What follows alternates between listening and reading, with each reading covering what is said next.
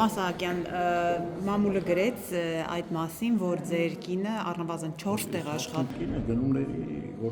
գործակալ է, մասնագիտությամբ լիցենզավորված գնումների գործակալ է եւ կարող է 5-6 տեղ ծառայություններ մատուցել։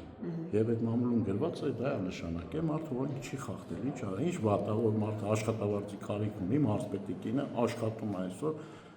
Չէ, տեսեք, աշխատակազմ վարչապետի, համայնքապետարանում, այսինքն այնպիսի տեղեր է, որտեղ արդեն 1 տարի համայնքապետարանում ինքը ծառայություն մրցույթ է հաղթել եւ ծառայություն է մատուցել։ Ու էժան գնով կարծեմ։ Հիմա ինքն է շատ վաստակում, թե դուք, պարոն Սահակյան։ Կարծում եմ ինքը։ Հա, այսինքն ինքն է ձեզ պահում մեծ հաշվով։ Չէ, մենք իրար պահում ենք ընդհանրապես, մենք ամուսիններ ենք շատ նորմալ եւ